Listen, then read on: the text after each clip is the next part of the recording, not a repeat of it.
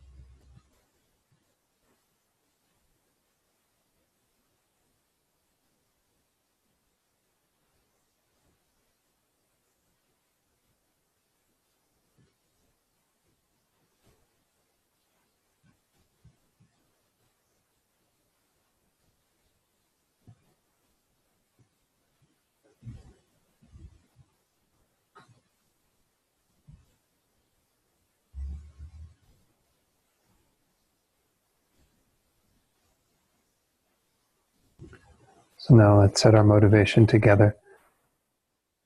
And the other day I was speaking with someone who was remarking on the fact that although we've made such great strides in technology and other things to improve the quality of life for people in this world, there still are so many difficulties and problems. And of course we know from our Buddhist studies that that's because the delusions are still present. No matter what we do to fix the external world, whatever technology we might have, if we don't know the technology of our own minds, we'll be unable to really solve our problems, to really do the ultimate fix. So this whole course that we've been engaging in of understanding minds and mental factors is to know that technology, to be able to understand very clearly the contents of our mind, to be able to identify the afflictions when they arise, to be able to counteract them through the more virtuous states of mind. And our motivation for doing this is because we do want to be able to solve, first of all, our own problems, to be able to be free once and for all from all of our own suffering, all the difficulties we experience, the dissatisfaction, to be able to know true peace, which is attainable once we have done the deeper work on our own minds. But while that is a very noble goal of wanting one's own individual liberation, we have the potential to achieve much more and to be of even greater benefit to other sentient beings. So when we look out at the world and see how problems aren't being solved ultimately through whatever we do on the outside, we know that the work has to be done on the inside for ourselves, but also for others. That if we are going to be able to help them, we have to first be qualified ourselves completely. And then we can very skillfully guide others to doing the same deep work. Ultimately, all of us achieving the state of enlightenment. This is the only way all of this will ever be solved. That we'll all be free of all of our difficulties and problems and attain our deepest potential, the state of Buddhahood. But it starts right now, every moment of this life, that we turn our minds towards that goal of complete enlightenment for the sake of all sentient beings, bodhicitta. So cultivate that very deeply in your heart right now, so it becomes the cause for tonight and what we do here together, as well as for the rest of this week, this year, this life, and even beyond, until we attain the state of Buddhahood.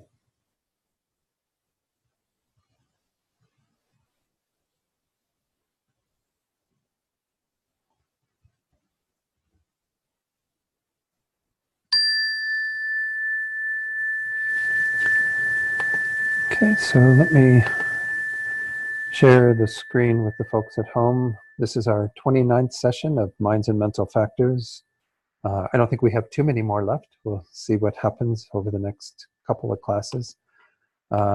We are working with the secondary afflictions. This is the fifth of the 6 categories of the mental factors. So we first looked at the omnipresent, ever-present mental factors, then the object determining, then went on to the virtuous, and then looked at the 6 root afflictions. And then this 5th category of the secondary afflictions is a rather long list, but it hasn't taken us too long to get through this. We're all the way up to number 20. We finished through 19 the last time. And the last one that's remaining is distraction, which here is listed as an affliction. We'll be examining this to understand when distraction may not be an affliction. It's not always an affliction. But as it says there, again, this little, what's on the screen and what many of you also have in hard copy, all 3 of the root afflictions of ignorance, attachment, and anger can be together with this distraction when it is afflicted itself. So this is not something that derives from just one of these, as some of the other ones do. So any comments up to this point on any of these other ones that we've talked about more recently? Or okay, then let's stop the share with the folks at home and let's go to the text. So distraction number 20 starts on the bottom of page 80 with the citation from Asanga's text, The Compendium of Knowledge. And the question is asked, what is distraction? It is a scattering of the mind and is involved with attachment, hatred, and ignorance. So again, this is when it's listed as an affliction, that it will always be arising together with one of these three. It has the function of hindering separation from attachment. So why attachment is mentioned there is because essentially this is kind of talking about the desire, the what is driving us to go from life to life. This distraction hinders us being able to be separated from our attachment to the desire realm, our attachment to anything, because it is an obstacle to our meditation. Once more, distraction plays out in our daily life as well, but it's mostly being highlighted in terms of the way in which it plays a role in keeping us from being able to attain states of concentration, calm abiding, and so on, and then to be able to separate from our attachment and attain the state of liberation or enlightenment. So it says, just as it has been said above, it causes the mind to be distracted from its object of observation through the force of afflictions. Vasubandhu's text, The Discussion of the Five Aggregates, explains it as a scattering of the mind to the five attributes of the desire realm, or essentially the five sense objects. This is how it was translated actually by Vincent Montenegro in A Necklace for the Lucid, which was his version of this text, his translation of this text. So the five attributes of the desire realm are the sense objects of sights, sounds, smells, tastes, tactile sensations. So the qualm is raised. Is there no difference between this distraction and the excitement that was explained above? Excitement was explained a few pages back. If we go back to page 77, we see excitement talked about there as an unpeacefulness of mind that subsequently engages an attractive cause. And this too has the function of hindering calm abiding, of being an obstacle in our meditation. So it's a scattering of the mind out towards objects of attachment. So the response is given that excitement is a scattering to attractive objects previously familiarized with and is involved with attachment, whereas distraction can be distracted to any object and be involved with all three poisons. Thus, they are different. Nonetheless, it seems like there would be, those of you who were here and studied debate, what would you say is the relationship between these two in terms of mutually inclusive, mutually exclusive, three possibilities or four possibilities? Maybe I need to explain all those again, but I think it would be three possibilities, it sounds like. So three possibilities, if you look at these in terms of a Venn diagram, three possibilities would be a large circle is the bigger bucket, which in this case would be distraction. And then within it would be a smaller circle, entirely encompassed within it, which would be excitement, which would be when the mind is scattering towards objects of attachment. So just so you know, the other three, of course, in a Venn diagram, the mutually exclusive would be two circles that, you look through, there's nothing that's overlapping. Mutually inclusive is the total overlapping of the circles. And then four possibilities is like the MasterCard symbol with the interlocking circles. With the four possibilities refers to the fact that there are four things that you would isolate in order to establish that relationship. There's something that is A and not B, something that is B and not A, something that is both A and B, and something that is neither A nor B.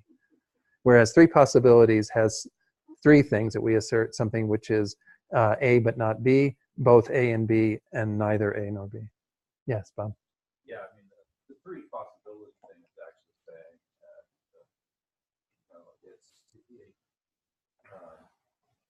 excitement is a subset of distraction. Yeah, yeah, yeah. Natural way, I think, to say it. Yeah. We should make it clear, I think. But the other thing, too, that I was thinking about is that you were talking about distraction doesn't have to be non-virtuous.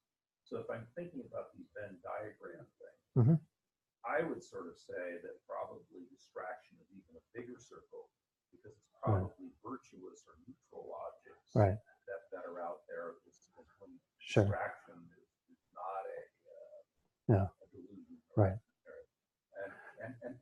And so the three poisons would be a smaller subset, and then attachment is one of the three poisons, which is smaller. But in terms of how it's presented here, it's an affliction. Yeah. So it would be the three possibilities. But nonetheless, even if you did include non-afflictive instances of distraction, you still would have three possibilities. Yeah. But anyway, Bob was just pointing out, yeah, you could use the term, it's a subset. So this is how, yeah, again, when we talk about every instance of excitement would seem to be an instance of distraction, but not all instances of distraction would be an instance of excitement. And in particular, you could cite the example of when there is a distraction due to anger at an object that comes into the mind. Say there's a noise that somebody's making in your meditation, and that's a sound that you're being distracted to, but you're with a mind of anger rather than a mind of attachment. Whereas if you're thinking about beautiful music that you've heard, then that would be both excitement and distraction because you're having attachment to it. Yeah, Bob. Yeah, I mean, another issue that sort of brings up is I think we've always sort of thought about these mental factors Mm-hmm. separate from each other. Right. Whereas now we have one that's a subset. It seems so. Yeah, it seems so. So Bob was saying, yeah, it seems like we've identified these as quite isolated and separate, mutually exclusive, generally, factors in the mind. But in this case, they would definitely seem to be some overlapping of these two in particular. And that's my understanding of it. Again, I haven't seen a teacher teach it that way and say, that this isn't an absolute in terms of how these two are related to each other, but it seems so. Just what we read here, excitement is a scattering to attractive objects, whereas distraction can be directed to any object. So it seems to be saying right there that you've got, this differentiation, but nonetheless some relationship between the two. We go on then to this discussion of these 6 types of distraction, which we'll also see in Geshe-Rabten's slides when I show those. And there are going to be, again, some of these that aren't even afflictions, and instances certainly that are being set out here that wouldn't even fit into this category, that would still be a form of what we might call distraction, but is technically not distraction in this context. Because distraction in this context is an affliction. It's part of the secondary afflictions. So let's take a look at those and go through those. The first one, distraction by way of its very entity. There was one translation that called this inherent distraction. I think it's Geshe-Rabten's, which is kind of a strange term because we don't use the term inherent so often as an existent in this in this school. But natural distraction is another way that this could be talked about, and that's described as distraction by way of its very entity, is explained to be the 5 sense consciousnesses. The reason is that at the time of being set in equipoise on meditative stabilization, if any of the 5 sense consciousnesses are generated, then the mind arises from meditative stabilization. It moves out of meditative stabilization. It can't uphold that in the space of that distraction. Thus, they are called outward distraction of the mind away from meditative stabilization. So it seems certainly that this is not a problem in terms of identifying that as something that could be related to this. Nonetheless, this one does seem to be unspecified because you still could have some level, I suppose, of a virtuous mind that is arising in the relationship to this. So it's not necessarily always going to be afflicted. It doesn't, in the description, it doesn't show that there's an affliction present. So this is a distraction to a sense object, but it's not necessarily going to be together with one of the afflicted states of mind. Actually, if you turn the page, you'll see that it says here in that last little paragraph of this section, and actually this is in Geshe-Rabten's, I'm sorry. Yeah, no, it says right there, the first is unspecified. It says these types of distraction explained here are taught to be general enumerations of distraction, but it is not definite that they are actual secondary afflictions. The first is unspecified. So this is already our text telling us that by unspecified, it simply means that you cannot tell by the virtue of what's described here whether it is an affliction or not. It could be neutral, it could be potentially virtuous, I would think, depending upon what that mind is doing. But nonetheless, it does have instances where it is an affliction. Secondly, external distraction is when one is engaged in virtues of the 3, listening, contemplation, and meditation, the outward scattering of the mind to the attributes of the desire realm without abiding in them, that is, the virtues, since it causes scattering to an erroneous object of observation without abiding on the virtuous object of observation, it is called such. So here the idea is that when you are abiding in a virtuous state of mind, doing your meditative stabilization or listening, whatever, contemplation, and the mind scatters moves to some other object on the basis of some, it says attributes of the desire realm. We saw that earlier as being the sense objects. So when it moves to some external sense objects, you aren't able to continue to abide on that virtuous object. So it does seem in this case that you are talking about something that is afflicted, because you are no longer with the virtuous state of mind in this case, and you would be externally distracted and have one of the delusions present at least. And even again, if you go to the next page, this one is said, it says there, since it is taught that the distraction that is an actual secondary affliction is, for instance, the external distraction and internal distraction, which have been explained here, those of keen intellect need to analyze this in detail. So once more, our author seems to be identifying both numbers 2 and 3 as part of what we mean by the secondary affliction of distraction. Whereas the first one is a distraction that could be an affliction, but may not necessarily be an affliction.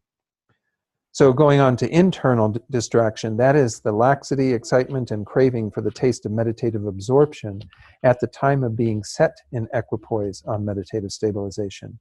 What is the reason for calling these internal distraction? They are so called because they are the main obstacles for cultivating meditative stabilizations internally.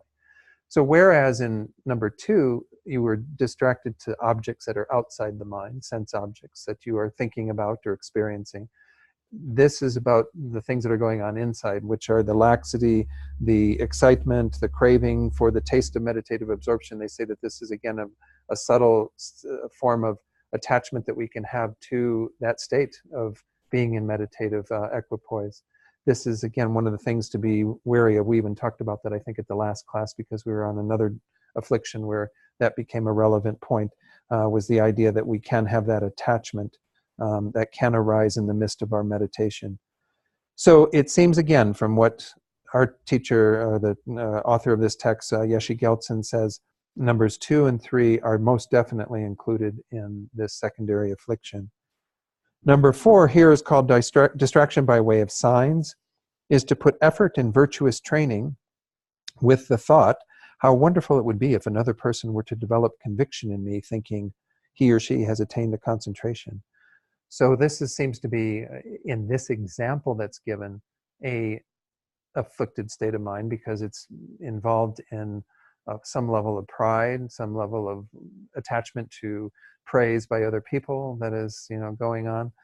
Nonetheless, Geshe Rabten, as we'll see when we get to his slide, seems to be using a virtuous example of this.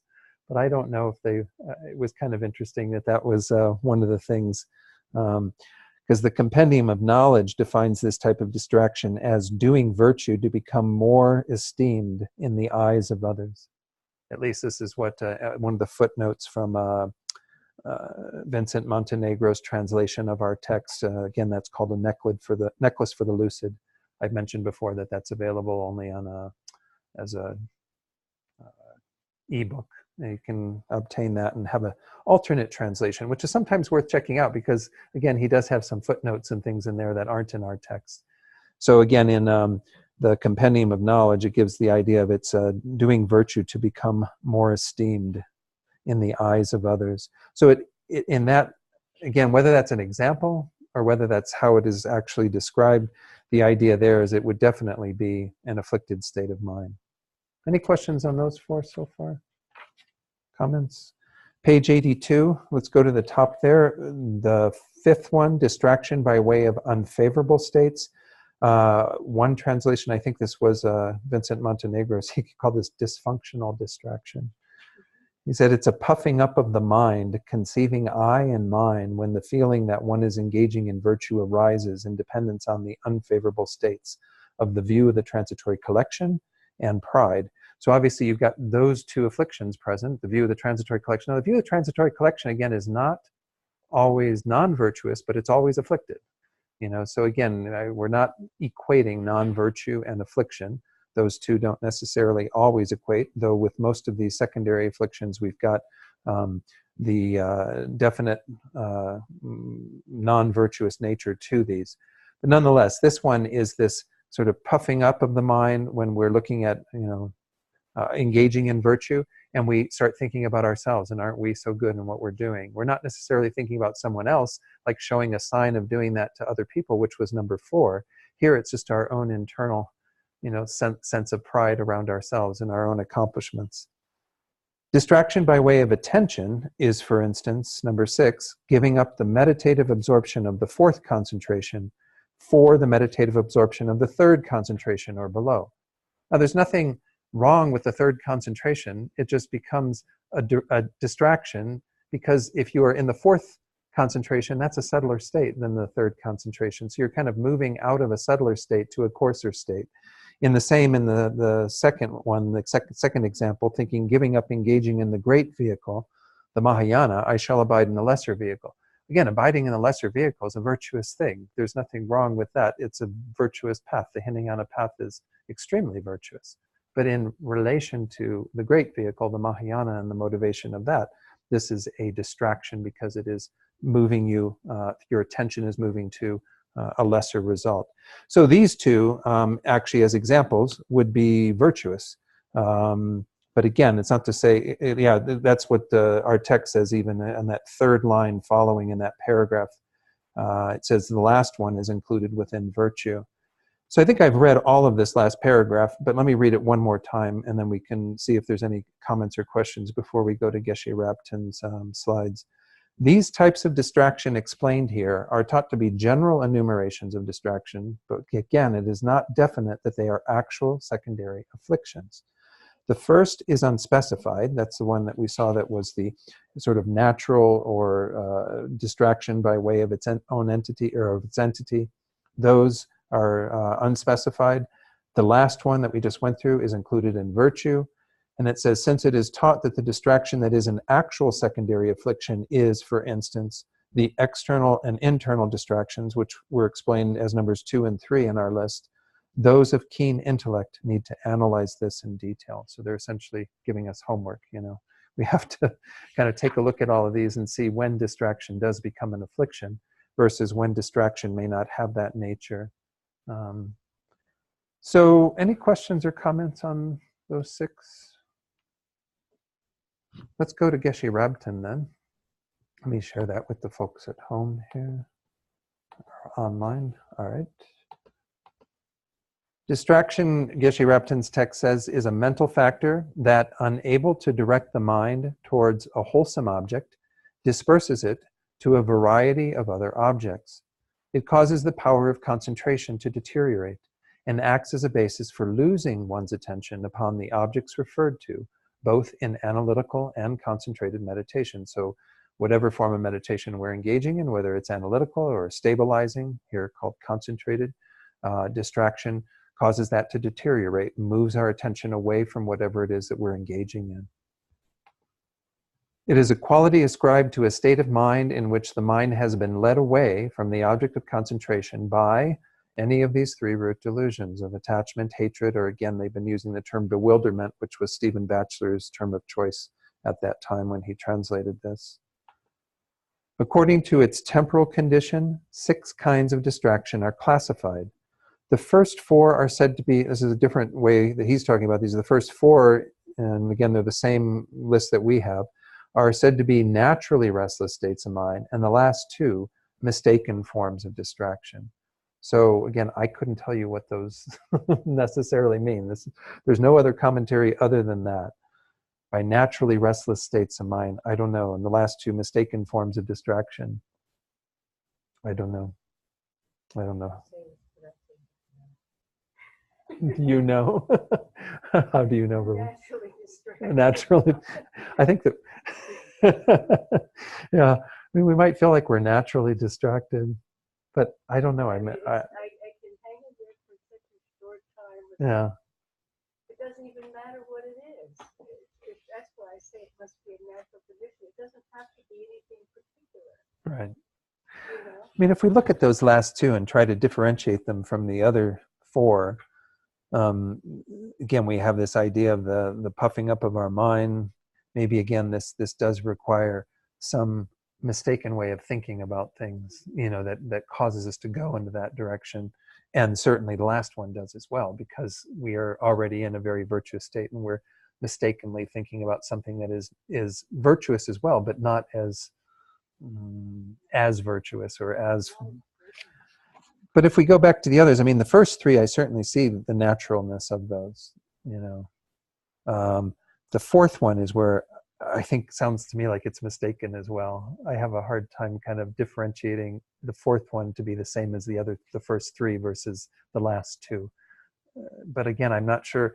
This is Geshe Rabtin's words, and there's no other commentary on them. And Geshe Rabtin's long gone; his reincarnation's around, but there's no way to kind of discern exactly what was meant by that commentary. So let's go through how he describes each of these, and there are a few little differences which I think will become evident, and we'll maybe discuss those briefly. But for the first one, once more, Stephen Batcher chose the term inherent distraction. We called it either natural distraction or distraction by way of its very entity.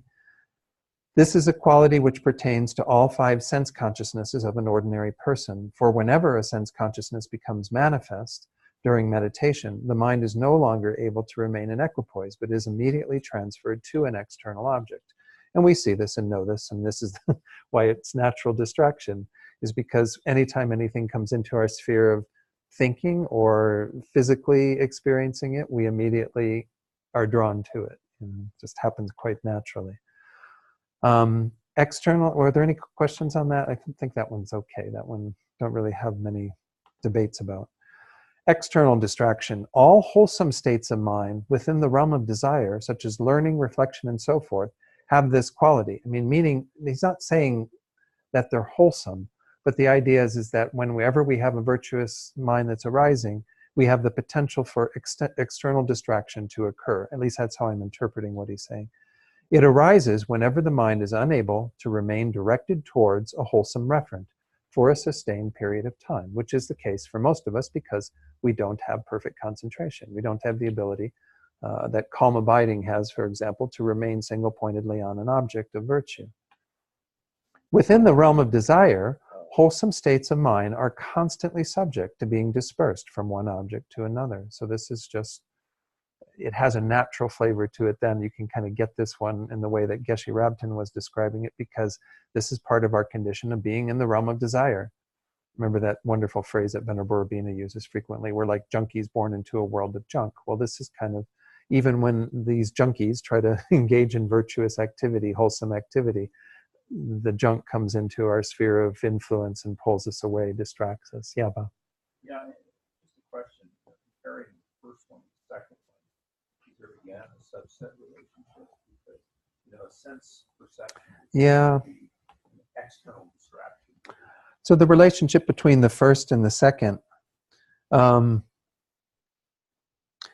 don't know. I mean, it does seem like there's some commonality, but there must be a reason why they are set out separately. Again, because it does seem like, again, if we go back to Geshe Geltsen's description, he says number 1 is unspecified. So you can have instances, it seems, of a natural distraction occurring, but again, because the mind doesn't go there with any of the afflictions present, it's just a distraction that occurs. Like say you do have pretty good meditation, and you're meditating and you hear the door slam, and the door slams, but you hear it, there's a moment of distraction, but then you immediately come back without generating any delusion. You don't generate any ignorance, any anger, any attachment. In my mind, that seems to be an example of number 1 that wouldn't be number 2. Because number 2 seems to be happening when you have an inability to stay with the virtuous object. You're no longer able to maintain a virtuous mind. But isn't the case that the door slams and you're distracted, you're still unable to remain the virtuous object that you're meditating on? Well, maybe there's a part of your mind that still can be with that, but I don't know. I mean, again, to get into, Bob was just saying for those online, but when you're distracted, aren't you no longer with that virtuous object as well? But again, I don't know. I mean, maybe again in higher states of meditation, maybe it appears, but it's once more isn't really. We were talking last time about objects appearing but not ascertained, perhaps, and so there's an appearance of it perhaps that acts as a form of distraction, but does it take us completely out of that virtuous state? That's another question. I don't know. I'm just trying to come up with based on calling the first one unspecified, it does seem like there are instances that wouldn't be losing the virtuous object, because that's what the second one seems to be talking Or, about. imagine Yeah. stronger. Maybe, you're sitting here, you're meditating, Hmm. and, fire engine goes by, it's an enormous sense object which would clearly take you completely Right. away from it. It would seem to me that would completely take you away from the object. Sure. That would be the second one and the first one, it would seem. Yeah. So That's why it's not clear. yeah. So Bob was just pointing out, yeah, in an example where you would have something that did totally take you away. Well, then, yeah, I don't know. I mean, again, I think that this is why we get that little instruction. We have to kind of really investigate all of these and see when they do become non-virtuous or afflicted versus when we just have distraction that occurs that isn't going to pull us away from that. But I would think that you would have some people, again, that would have already calmed. If you would think about the 9 levels of mental abidings before you get to calm abiding, you do get to places where you no longer have any excitement or laxity present, but you haven't yet gotten to where you can remain single-pointedly without any distraction occurring. So you would still have distraction occurring. This would be like around the 8th level of the 9 mental abidings. I think by then you have all of your excitement and laxity completely squelched. So you'd never have any sort of these delusional states arising or afflicted states arising, but you would have potentially distractions still occurring, but it's no longer taking you away. But I don't know. Yeah, Rachel, were you gonna? What's the difference between all the 5 sense consciousnesses of an ordinary person and being into the desire realm? What would be the distinction between those 2 categories? So you're looking at it in terms of this. These first The- 2, the inherent distinction Right. being related to all 5 sense consciousnesses of an ordinary person, and then the external distraction being within the desire realm. That's what's highlighted as talking about it. So my question is, what's the difference between those 2 things? I mean, I don't see ordinary person. Where are you seeing ordinary that's what person? I heard. I don't know. All 5 sense consciousnesses. Oh, maybe it was in Geshe Rabtin's then. Yeah, of an ordinary person. And get So around where? it. Oh, okay. And so if we're talking about an ordinary person, the 5 sense consciousnesses are the other way around, the subset of the desire realm, isn't it? You would Well, put I that- mean, are you distinguishing Well- between a person in meditative equipoise versus a person, an ordinary person just meditating? I don't know what he's I see. This is where this term, and it's on the slide right now. This is a quality which pertains to all 5 sense consciousnesses of an ordinary person. What do we mean by ordinary person? I mean, oftentimes they use ordinary versus Arya or something, which is a being who has direct realization of emptiness. But I don't know if that distinction is what he means by this terminology here. I really have no idea. It's not in our text. Simply says is explained to be the 5 sense consciousnesses. Again, and even Arya beings have sense consciousnesses. Beings, you don't have all 5 sense consciousnesses in all the realms of existence, but you have, so I don't know what. It's just, to my mind, it would be that the inherent unspecified distraction would be like a subtler form that was always with us. And then the external distraction would be like the next less subtle, more gross, like so that distraction would be pulling us. I don't know, understand why the first one is drawn towards external objects and the second one is. I mean, and if we continue with what Geshe Rabtin saying, I'm sorry, I'm not repeating what Rachel said, but let's just keep looking at the slide and see. For whenever a sense consciousness becomes manifest during meditation, the mind is no longer able to remain in equipoise, but is immediately transferred to an external object. So this seems to be like, again, just the natural thing for anybody who's hasn't tamed their mind, that whenever a sense consciousness arises, there's some natural distraction that occurs. And it can be together with affliction if the mind induces that affliction on the basis of that distraction, or it can simply be a distraction that pulls you away. But then again, like I was saying, I think there are times because of the strength of your meditation, excuse me,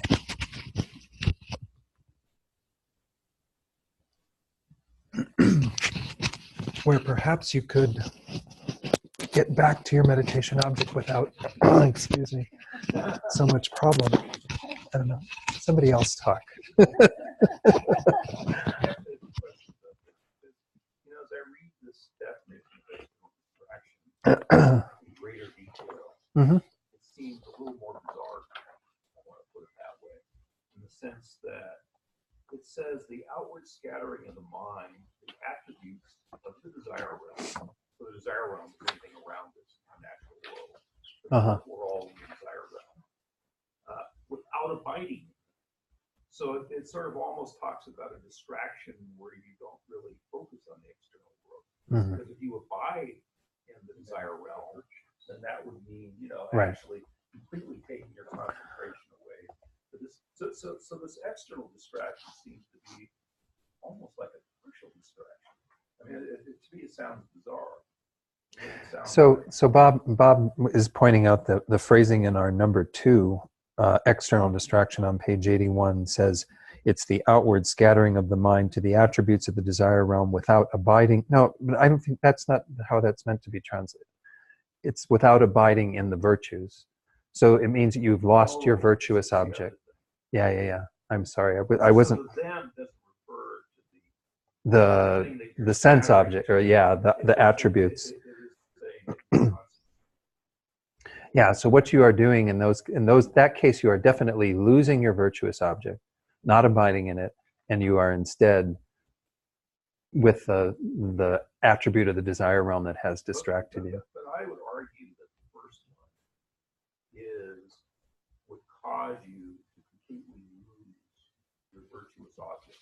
And the reason I would argue that is because a sense consciousness is not a mental consciousness. Right. Any sort of meditative absorption is a mental mind. Whereas if you have a sense consciousness, it means that you're actually perceiving something. You're not in a mind state, you're in a sense state. Right. So if you move from a mental state of absorption into a sense consciousness, that would mean that you would have to completely lose your object. Yeah, I mean, that does make some sense. Bob was just saying, it seems that you would, if you had a sense consciousness manifesting, we do meditation with the mental consciousness, it's always observing a mental object. So you would then have a gap. I guess the question is, during that gap, what's happening? And that's maybe the differentiation between these two. So there's always a losing of the object, but is there an afflicted state arising on the basis of that? I mean, it's interesting. I went back to Geshe Jampa Tekchok's commentary on these. He has such a slight commentary on the mental factors, but for distraction, he does go into these 6. He says, distraction by entity refers to the sensory consciousnesses which, if they arise while concentrating single-pointedly on an object, cause immediate disturbance and the mind leaves the object. So he even said concentrating single-pointedly on the object. So I don't know, I didn't think distraction was an option at that time. Then he goes on to number 2 and says, external distraction is simply an event where the consciousness goes out towards any of the 5 objects of sense pleasure while one is trying to listen, think, or meditate. It's a partial. The second one is like a partial distraction, whereas the first one is a complete distraction. I think the second one's more of a complete distraction. I think it's not emphasizing partial or full, but emphasizing the object that's pulling your mind away. Right, and what's arising with that. So it's the 5 sense consciousnesses are inherent to, or are part of your 5 aggregates or whatever, and therefore it's a natural or inherent. And then the external objects are of the desire realm. So those are. But a sense object is the desire realm. It's the same thing. Yeah. A sense object is in the desire realm. But if you're, but I think what they're doing is they're saying that maybe they exist together, and that's why we're having such a hard time distinguishing them. But what I'm seeing right now, and I could be completely wrong, is that as often is done, it's about the object pulling. It's some aspect of it that they're concentrating on to highlight right here. The 5 sense consciousnesses are inherent to our self, the desire realm is not. So it's an external object distracting us versus Just an arisal of the sense consciousness. A part of our own Right, makeup right. that's distracting. Well, hold on one second. Otherwise, the folks at home aren't going to be able to. So what Rachel was putting forward was that maybe what we're, as I heard it, she was saying the first one is referring to the sense consciousnesses, which are just part of our mental landscape, that we have 5 sense consciousnesses in our mental consciousness. And when a consciousness arises, this is what we're talking about in terms of that being a distraction. Whereas in the second one, it is the external object that is playing the role of distracting us. And so you would have kind of both sides to it in a sense, because the sense consciousness will get caught up in the external object. But is it possible to have a sense consciousness arise without an external object? We could have an internal object that's referring to an external object. But you wouldn't have a sense consciousness then. You would have a mental consciousness. Yeah. They happen together. Um, You have the yeah. object and you have the consciousness, and you have to have both to have it. So it does seem like they'd both have, well, yeah, they'd have to happen together. Okay, let's see what Bob was going to share. The distinction I would make would be between the sense consciousness and the mental consciousness. See, I think that the first item, number one, is a sense consciousness arising, and that's what the distraction is. I think the second one is a mental consciousness thinking about an external object, mentally contemplating an external object. So what Bob was putting forward is, let me see, is that the first one would be a sense consciousness only that we're talking about here, becoming manifest, whereas in the second one, it's a mental consciousness towards an external object. But the external object has to get into our awareness through the sense consciousness. Yeah, but it can be a memory. No, then it's not an external object. It's if it's a memory. Well, it depends on how literal you are. When you say external object, it doesn't, if you're saying that you're directly experiencing an external object, which I don't think it's saying, then it has to be a sense consciousness. Whereas we think about external consciousness, external objects all the time. Our mind just naturally thinks about all sorts of external things. I mean, it's possible. I'm trying to read each of these. So Bob was just, again, reiterating what his understanding was, that this could be. So if we go back and read what Geshe Rabten says, which again is on the screen here, all wholesome states of mind within the realm of desire, such as learning, reflection, and so forth, have this quality. It arises whenever the mind is unable to remain directed towards a wholesome referent for a sustained period of time. There's nothing in that would say it has to be something outside of ourselves.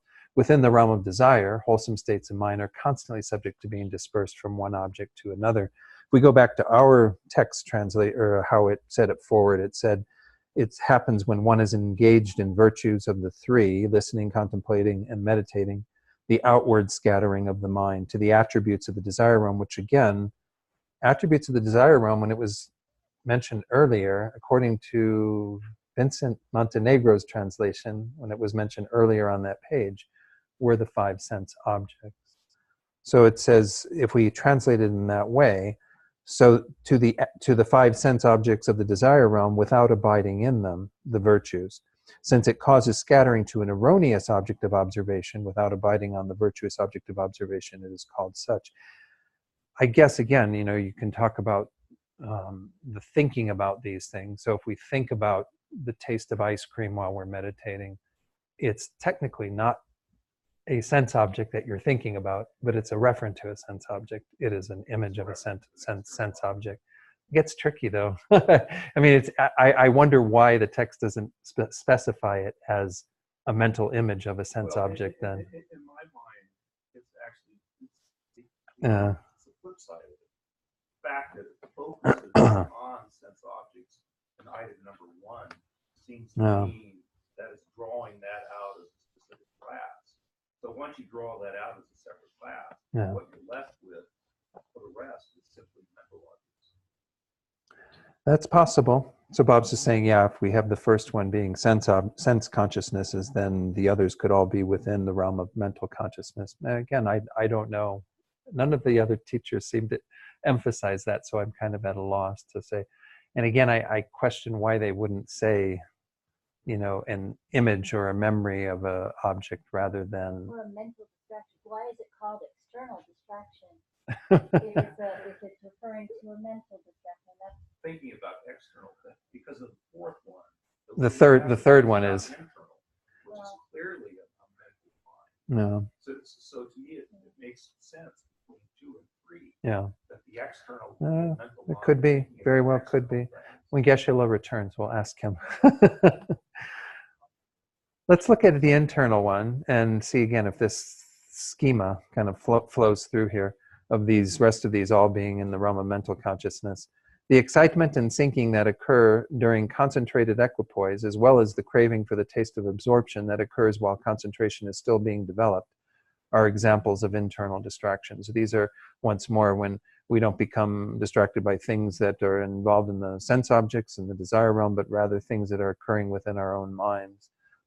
Excitement and sinking here are excitement and laxity, as well as the craving for the taste of absorption, as it's called here. So he differentiates these as the excitement and sinking that occur during equipoise, and then the taste of absorption that occurs while you're still developing concentration. Those are kind of, again, I don't know why those are being differentiated in particular. Internal distraction continues with this next slide. It says, they're so called because they are distinct afflictions which distract the mind away from either the actual or the similar states of mental quiescence and penetrative insight or special insight. So again, this makes sense, that we're just talking about those things that are internal in our own minds that are going to keep us from having these more virtuous states of mind. So by virtue of that, by way of that, they do become afflicted. So again, both 2 and 3 were the ones that our author at least identified as being afflicted. Distraction to a sign, we called it what? Distraction of a sign, something like that, by way of signs. An example of this would be the wholesome mental activity that thinks it would be unsuitable if other people believed one to be a great meditator. So remember I mentioned that he uses a wholesome example of this? This is a wholesome activity, that if you think it's unsuitable for other people to believe one to be a great meditator. This is so called since it disperses the mind outwards on account of other people's beliefs in one's wholesome qualities. So I don't know. I mean, it does seem like you can have maybe virtuous instances of number 4. We were being encouraged by Yeshe Gelton to investigate these. So maybe even though they're described in our text as where we're putting an effort in virtuous training with this sort of non-virtuous thought of thinking how wonderful if other people develop conviction in us. I mean, I'm assuming that that's afflicted. And again, but maybe it's good it would be good if people had faith in us because they saw us developing this and then wanted to develop it themselves. It's not to say that every wish for other people to see what we're doing that's virtuous is non-virtuous. Does that make sense? Yeah, Bob. But is this an example? Is one is that an example of humility? The wholesome. Worrying about people thinking you're a great meditator. Yeah. Well, no, one? yeah, I don't know. I mean, Bob's asking, is the person who's having this thought somebody who is a good meditator or is not? Because then it would change if some. Because if you think it's unsuitable, if other people believe one to be a great meditator, you think it is more directed towards the humility, the genuine desire not to be seen in that light, and then the praise and all the other things that would follow on the basis of that. But like I was saying, even in what I'd said, sometimes it would be really good to encourage people by showing that you have developed some of these skills so that it can be an inspiration for them to develop the same. So I don't know, this gets to be a very tricky one. But isn't the point that it's not whether or not one is a good meditator or isn't, or how it affects the other person, but that it's distracting you from what you're supposed to be doing? Yeah, well, that's for sure. But I guess what we're getting to, Rachel was just pointing out whether, all these other factors of whether you're a good meditator or not, or whatever, is getting away from the fact that this is a distraction. Absolutely. I mean, this is distracting you to having those sorts of thoughts. But my point was whether it becomes afflicted or not.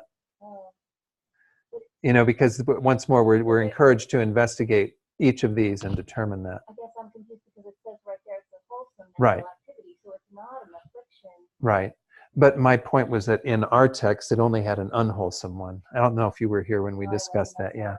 So if we go to page 81, it says distraction by way of signs is to put effort in virtuous training with the thought, how wonderful it would be if another person were to develop conviction in me, thinking he has attained a concentration. It makes it sound like you're engaging in a wholesome activity, but with a mind that craves the attention, praise of another person. Now that's how I'm reading it. I mean, I don't know, I may be reading it wrong, because like I said, you could have a virtuous intention in saying that you want other people to be inspired, but nonetheless, the point, as you're pointing out here, is that it becomes a distraction, because you're sitting there and engaging in this wholesome activity of concentration, and you start thinking about, oh, what are people going to think about me doing this or whatever? And whether it's virtuous or non-virtuous is another issue.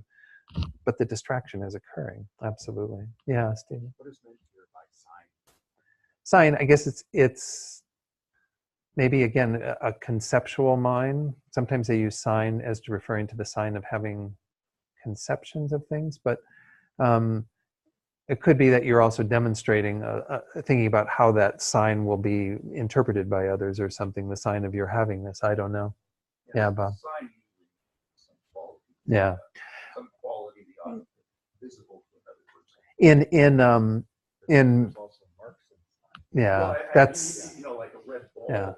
The redness would be a sign. so sign, I mean, but in like the Perfection of Wisdom Sutras, when you talk about something with a sign or without a sign, it means with the sign of inherent existence that is misconceived, or without that by virtue of one's understanding of emptiness. In Tantra, even, there's, in the lower Tantras, there's yoga without signs and with signs, you know, where you're engaging, you know, initially with just the visualization without uniting it with the realization of emptiness. But so I don't know. I mean, I don't know what it means here. Sign is used in it because, as you pointed out, we talk about the 32 signs and the minor marks, the 80 minor marks, and use it in a different context there. So it's hard to say what is meant by sign here. So anyway, I don't know. Again, like I said, the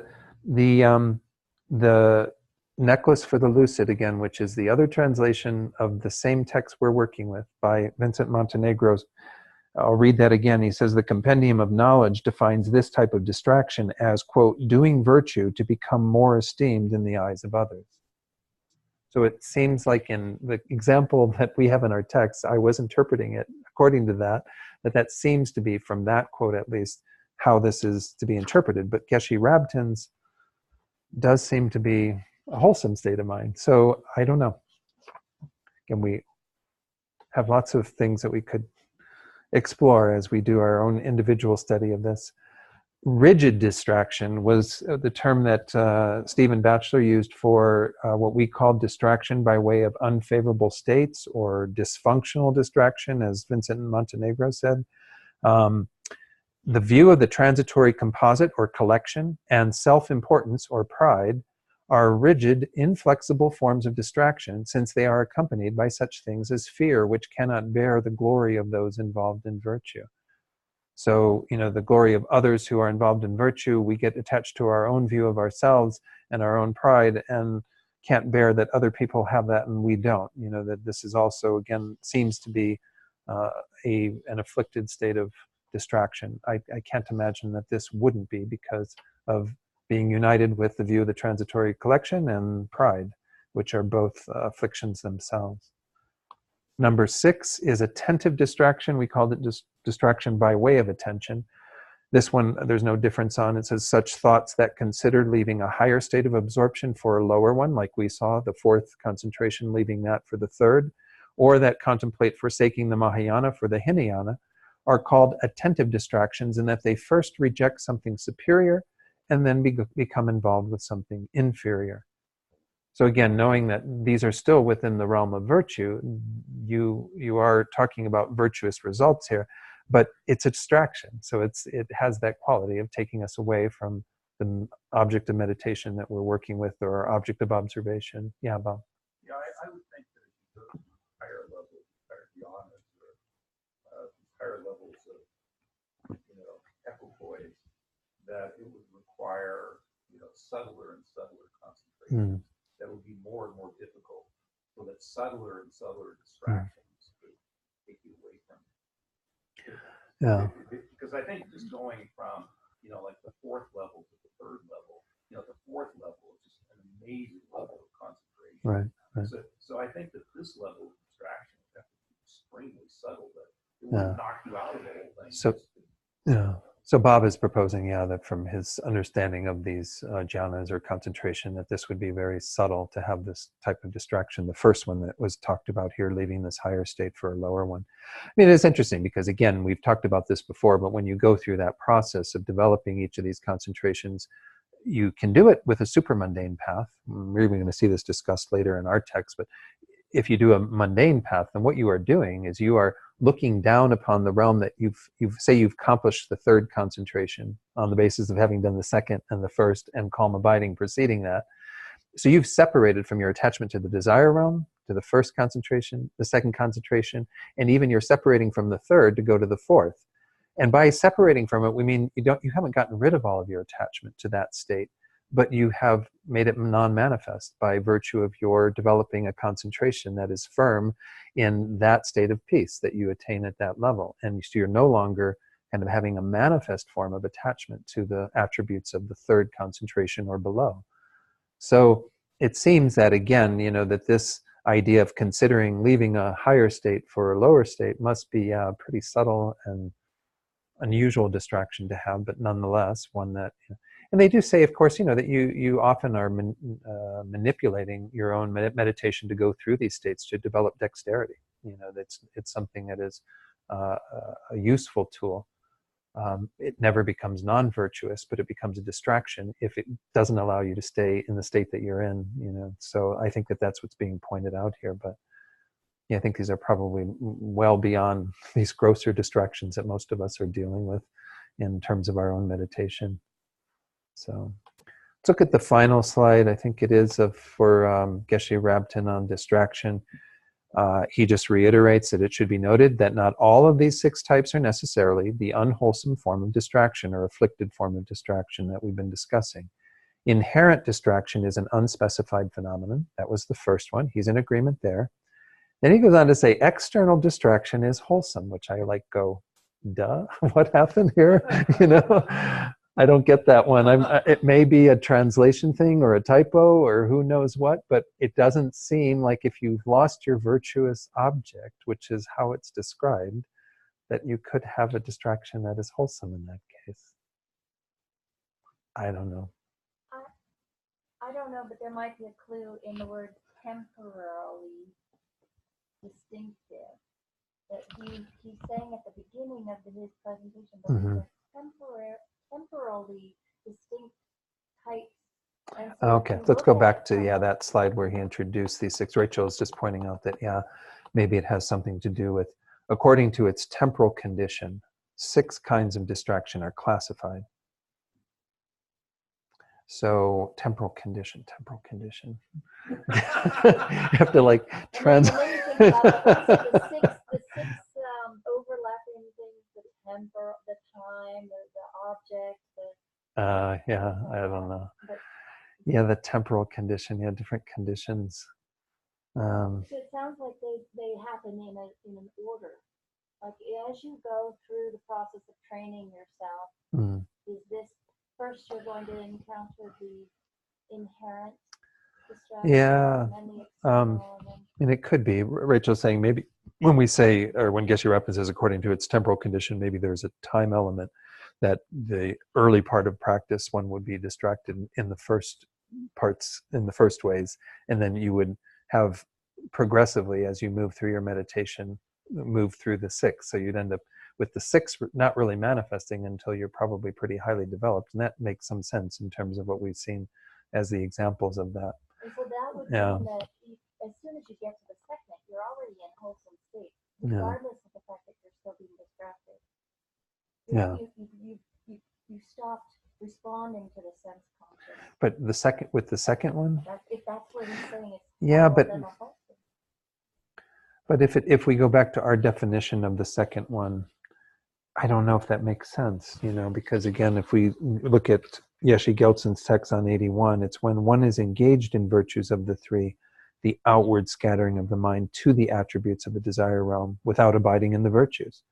Since it causes scattering to an erroneous object of observation without abiding on the virtuous object of observation, it is called such. It just seems to me like it's And again, Yeshe Geltzen even called it afflicted. So I don't know. I'm, I think there could be different ways of interpreting these depending upon different teachings. Yeah, Bob. Just one last comment. And I was thinking about that first category. The first one. The Whoops. sense objects. Right. I sort of vaguely recall, I've looked for a long time, but I thought that all afflicted states of mind actually have mental mind, cognitive mind. And so I think a sense object has to be indefinite because, there's no distortion Yeah. involved. But I mean, you do have, so Bob was bringing up the point that, our sense consciousness is, would you have afflictions arising in conjunction with them? Because an affliction is essentially, it's a mental consciousness. It's not something that is developed by the sense consciousness alone. But I guess, again, you've got obviously minds that are happening very quickly. And there's still, I read some texts, even Venerable George's commentary, he seems to say that you can have different states of different objects arising in the mind at the same time. So like you could have a taste consciousness tasting ice cream while the mental consciousness was having attachment to the ice cream, and there wouldn't be a conflict in that, according to Venerable George's commentary, at least how I read it. But again, it seems that some of the teachings on, again, we didn't study the first part of this text this time, where we looked at epistemology and how the mind knows, but it seems that in many of the presentations, there's only one object for one moment of mind. And because once more, we have those 5 similarities of the mental factors with the main mind. And so we have all of that going on in any particular thing. So you would have a main mind that is together with a particular object at that time. Say it's the taste consciousness that is tasting the ice cream. And then you would have immediately following a mental consciousness that is using an image of that taste and having attachment towards it, or aversion towards it, or whatever is going on.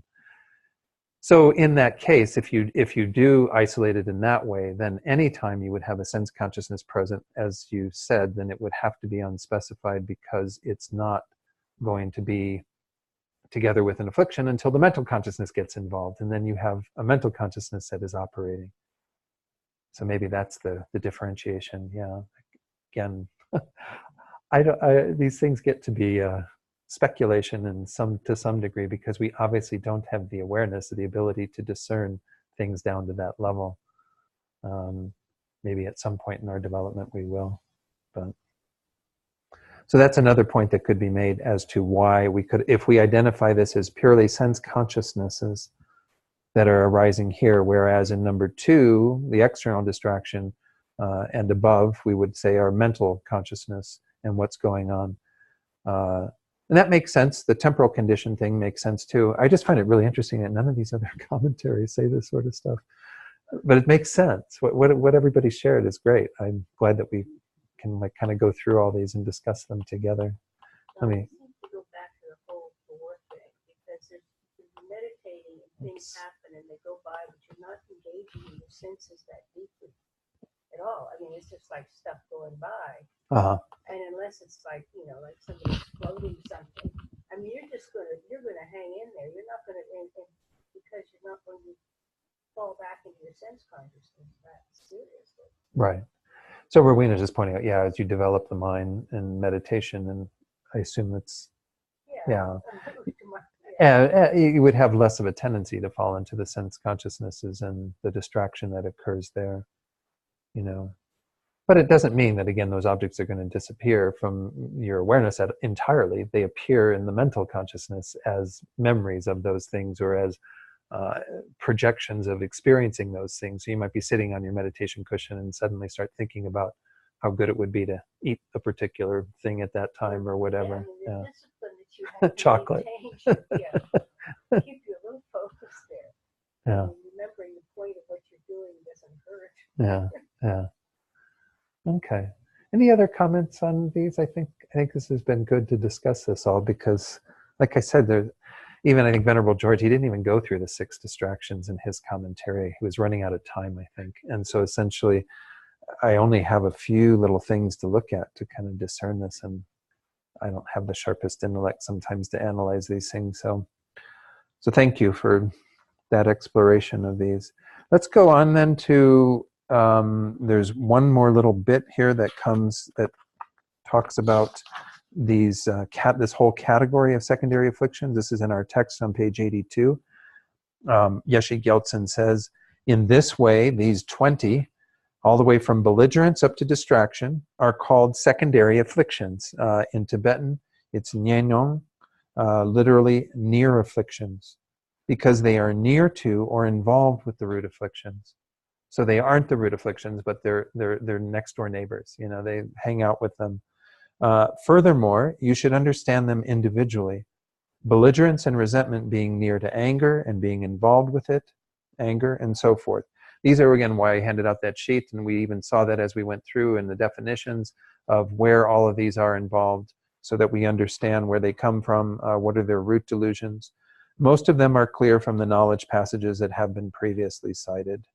So we can see that, you know, that in the Asangas, he often would say it's you know, together with ignorance, or arising from anger, attachment, or ignorance. We didn't really talk about the antidotes to distraction, but obviously this is something we work on, is trying to be less and less distracted by developing more concentration, more mindfulness, all of the not just, again, wholesome mental factors, but even those that we utilize in a wholesome way, by having deeper conviction to be attentive to what's going on in our minds. These are all what we're developing with a virtuous state when we sit down to meditate. So as you see, when we went through the 20 secondary afflictions, there were many of them that are involved in acting in an afflicted way to destroy, or, you know, in some way damage our meditative concentration. So the antidote often to these things is just to be very vigilant and dedicated to doing the practice that will allow the mind to be less and less distracted. It's not to say that the distractions completely go away immediately, but they don't become distracted. Distraction's a bit of what you were saying, Rowena, that while, you know, the noise arises or certain things might come into our sphere of awareness, even mental objects, we don't go there as quickly. And we stay on the object of meditation that we're focused on.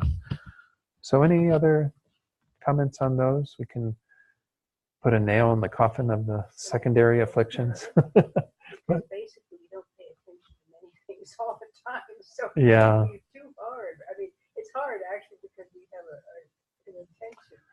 But right, you know, like Yeah. I'm so noise sensitive that this one's a thing, and it's just to be able to even live here in Santa Fe, I've had to learn to just, oh well, you know, not even really pay attention. I know it's all out there. Yeah. At times that highway wakes up near my house, very quiet until about 4 in the morning, and then Yeah. and there's a distinct change, and it's almost like a physical pressure. Right. So, you know, these are things they just have to learn to not engage Yeah. with, you know. So Rowena is just talking about how, you know, in our everyday lives, we develop some discernment to be able to not get so caught up in objects that distract us, particularly the sense objects, that, you know, noises and what have you. You know, it's interesting. Alan Wallace, in his book, The Attention Revolution, starts off by saying we all have, you know, they've made such a big deal out of AD and ADHD. He says we all have attention deficit at some level. You know, we're all distracted until we do the deeper work to not have the mind be so distracted. But the antidote, essentially, as I see it, is to be just more dedicated and enthusiastic and persevering in our meditation, because otherwise we're going to be like, you know, always being distracted to something else, pinball machines all over the place. Yeah. If we had, What was that? That's my computer. I don't know where this comes from. Sorry, Rachel. I hope you didn't lose your train of thought. I wasn't distracted. No, teasing.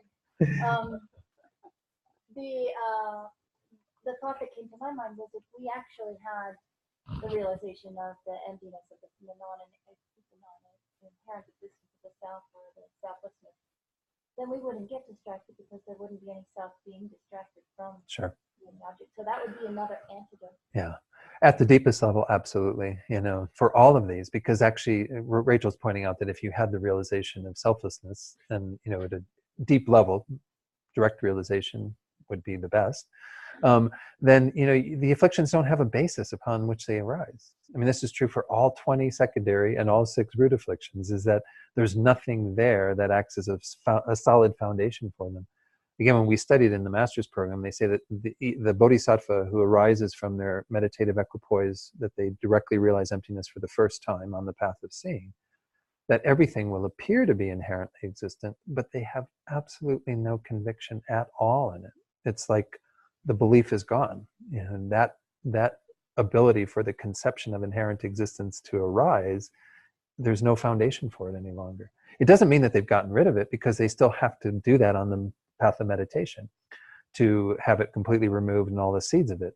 But there's just no ability for it to arise, because there's no longer, it's like you're asking me to believe in something that I know doesn't exist.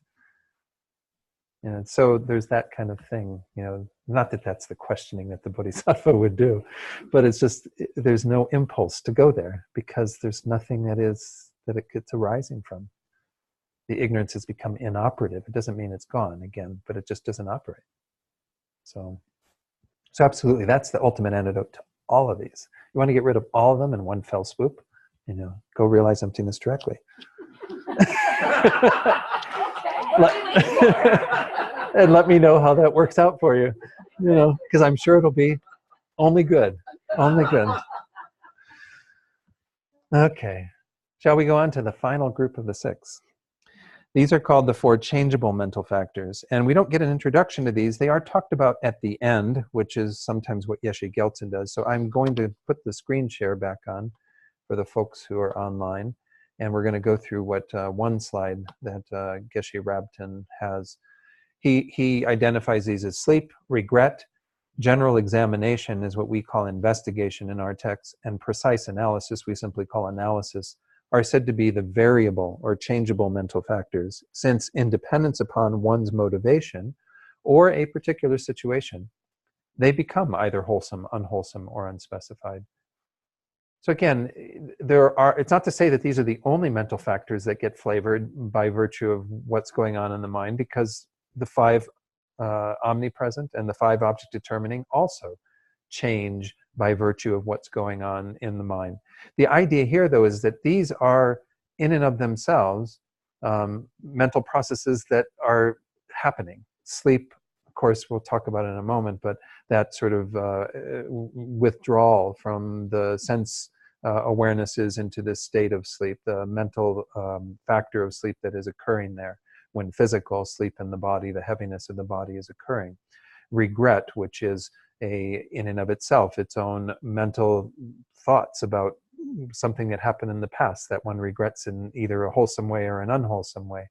And then investigation and analysis, we are actually looking at objects that we are observing and trying to know their entity either in a general or a more precise way. So these are the things that they have their own function. And so that's why they're identified separately as changeable or variable, as opposed to the other ones that are also, they vary and they change on the basis of what's going on in the mind. But these have their own specific function.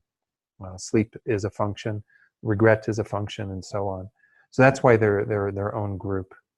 And again, these are the 4 that we identify in terms of our terminology that we'll take a look at now: sleep, regret, investigation, and analysis. So let's stop the screen share there and go to our text and begin with sleep. Regarding sleep, oh my gosh, we're almost at the time. Let's just at least start sleep before we go home and sleep. Question from the compendium: what is sleep? It is a withdrawal of the mind in dependence upon sleep, the physical sleep, this is what it means, its cause, with respect to virtue, non-virtue, and the unspecified, the timely and the untimely, and the appropriate and the inappropriate. Now, all those are going to get explained for you, so I'm not going to explain them now, and also we're running out of time. So just know that this idea of it being a withdrawal of the mind, so we're talking about, once more, the mental factor. We're not talking about, again, our minds are always involved, but we're not talking about the physical process of sleep that's occurring. That's happening, and that causes this withdrawal of the mind, which is really quite involuntary. It's we don't sit there and go, okay, now I'm going to go to sleep and just immediately go to sleep. Well, you can be that tired where maybe you feel like that's what's going on. But it is because of sleep occurring in the body that the mind is withdrawn from the outside world, the external objects, and becomes incapable of being involved with any of those because it moves into this subtler state. And of course, then you start having, within sleep, various dimensions of dreaming and what have you that also have their role in terms of the mind of sleep, which can have, again, varying qualities to them, as we're going to see when we look at the rest of this. And it's interesting, continuing with this definition where it says, and the appropriate and the inappropriate at the top of page 83, it says, and is involved with ignorance. Now, this is a curious comment, kind of like, oh, well, we just left the afflictions, right? So why is ignorance being pointed out here? Ignorance is one of the afflictions. It's one of the root afflictions. Why are we saying it's involved with ignorance? I'll address that in just a moment, but let's finish this definition. It says it has the function of acting as a support for failing to perform actions. It's kind of interesting. It induces inactivity. This is what sleep does. It's just a very simple way of talking about sleep. Why do we sleep? Or what is sleep as a mental factor? What is its function? To keep you from doing things. I want to share in this in regard to this comment, because we're going to see regret also identified as being with ignorance. Turn the page. On the top of page 84, you see the same phrase, and is involved with ignorance for regret. So you might wonder, well, why are we talking about these two as being involved with ignorance? And in this little book, The Inner Science of Buddhist Practice, Vasubandhu's Summary of the Five Heaps, with the commentary by Stiramati, it says here, this is where I saw it, I think, isn't it? Yeah. Its action is to provide support. This is page 311. Its action is to provide support for letting an opportunity to complete an activity that ought to be done slip by. In the present instance, meaning in this context, the description of sleep is limited to the type that is a form of ignorance and therefore is non-virtuous. So it's just highlighting that there is that danger of sleep becoming non-virtuous for us because it draws us away from engaging in virtuous activity. Nonetheless, sleep is a changeable mental factor, so it is not by its nature non-virtuous. So this definition that says is together with ignorance or is involved with ignorance is not meant to be the definition of sleep in all instances. Otherwise, we would never have a non-afflicted sleep. Okay? So that's my understanding of it. For regret, for example, it says the same thing. It says in the present case, the type of regret that is being considered is only that which is a form of ignorance and therefore constitutes one of the secondary mental afflictions. So it's kind of like pointing out, we've just finished the secondary afflictions, but it's pointing out how both our sleep and our regret can potentially become non-virtuous or afflicted when it's together with ignorance, when we are withdrawing from in sleep's case, withdrawing from something virtuous and being incapable of completing that or doing that. So that's probably good enough to get it started. We'll probably go back over that definition when we continue again next Wednesday. My feeling is that we'll probably be able to make it through these changeable mental factors at least in the next class, and maybe go through the advice that's given that, as I mentioned last time, is very nice. Geshe Gyaltsen giving us on page 89 and following a summary of the salient points and their application to practice. And I think it's worth, again, having some discussion around all of this, and then we'll see what happens from there, because I won't have that many more Wednesdays here, but we'll find something entertaining and interesting to do with the Wednesdays before I go when we finish this text. So, okay. Any final comments or questions tonight? Thank you all for good discussion. This was nice to go through some of these. And maybe, yeah, we'll check with Geshe Cherub when he returns, get his understanding of a lot of this, because I'm sure he has greater understanding than I do, certainly. Page 235, let's do the 2 verses there that we normally do to dedicate all this virtue in the best possible way for all sentient beings to attain the state of enlightenment through our efforts here tonight. And then in the second verse, recalling bodhicitta, making that strong aspiration that this most profound and powerful mind develop deeply in our own hearts and in the hearts of all beings. Due to the merits of these virtuous actions, may I quickly attain the state of a Guru Buddha and lead all living beings without exception into that enlightened state. May the supreme jewel bodhicitta that has not arisen arise and grow, and may that which has arisen not diminish, but increase more and more. Page 244, we'll do the two prayers there as we usually do for His Holiness and Lama Zopa. As we recite these prayers, as usual, I encourage you to think about all of our gurus, all the spiritual teachers, even teachers and guides in other traditions who are helping sentient beings to live lives of virtue, to be of greater assistance to their other people in this world, and so on. There's many good things that come about through spiritual guides in all the traditions of the world. So let's make strong prayers for the good health and long lives, not just of these very two important holy beings in our own tradition, but all spiritual guides. In the land encircled by snow mountains, you are the source of all happiness and good. All-powerful Chenrezig Tenzin Gyatso, please remain until samsara ends. You who uphold the subduer's moral way, who serve as the bountiful bearer of all, sustaining, preserving, and spreading Manjunath's victorious doctrine, who masterfully accomplish magnificent prayers, honoring the three jewels, Savior of myself and others, your disciples, please, please live long. And then finally dedicate for whoever it is that you're holding in your heart right now. There are many beings in the world whose situation might move us at this time, those that we know, those that we don't know. But thinking about those who are experiencing obstacles to their well-being, who are experiencing illness, are dying, or who have died recently, send this positive energy that we've created here tonight out to these beings, feeling our personal connection with them, our personal concern for them. Think that it becomes the cause to relieve their suffering and to help them to have all the causes that will lead to true peace and happiness. And may all sentient beings have true peace and happiness through what we've done here tonight. Okay, thank you very much. Thank you all.